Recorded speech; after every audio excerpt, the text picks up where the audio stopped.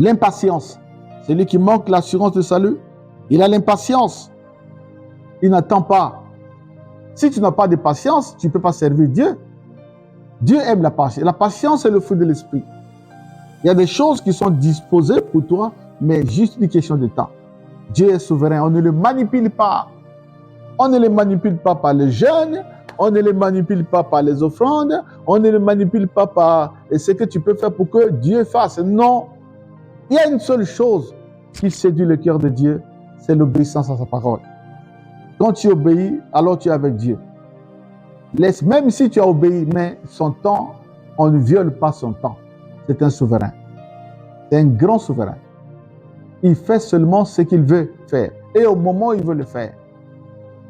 Si tu veux marcher avec lui, il faut savoir que la patience, même si tu as obéi, même si tu as fait ce que lui te demande, reste calme. Lui-même, il sait ce qu'il va. Ce n'est pas du tic-au-tac avec lui. Hein. C'est pas du tic-au-tac. Tu peux avoir fait ce qu'il demande, mais ce n'est pas le moment où il doit donner la réponse. On attend, il va le faire. Au moment où il veut le faire, peut-être pas de la même manière que toi tu crois. Toi tu crois qu'il va passer ici, lui il va passer là-bas. Donc tu crois qu'il sortira par ce tunnel, mais il va sortir loin. Le Fils de Dieu a été introduit dans ce monde par des moyens peu acceptables. Les gens croyaient que ce serait un fils glorieux qui viendrait dans le ciel de gloire, mais il est né par le ventre d'une vierge, une fille vierge. Et où c'est? Pas dans un hôtel 5 étoiles, mais dans une bergerie, dans un milieu sale où seuls les animaux habitent. C'est là où le Fils de Dieu est venu. Vous voyez? L'assurance de salut. Certains sont des touristes. Ils viennent à l'église comme des touristes. Une église s'ouvre, on invite, ils viennent. Après, ils s'en vont. Une autre ouvre là-bas. Invitation, ils viennent. Ils sont à la recherche. La recherche est religieuse. Ils ne sont pas satisfaits. Mais tu n'es pas satisfait. Qu'est-ce que toi tu cherches? Un chrétien qui a l'assurance de salut, il est stable. Même pour manquer à l'église, c'est difficile.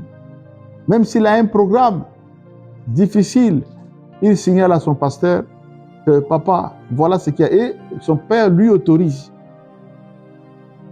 Ce n'est pas quelqu'un qui change d'église à tout moment. Ce n'est pas quelqu'un, il y a un prophète là-bas, invitation. Ah, il y a un prophète là-bas. Après, il rentre. Il y a un autre prophète qui est apparu là-bas. Il va. Non, ça c'est la manifestation du manque d'assurance. Dites amen bien. Alors,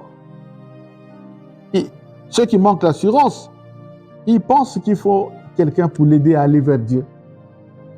Oui, mais il y en a déjà un, c'est Jésus.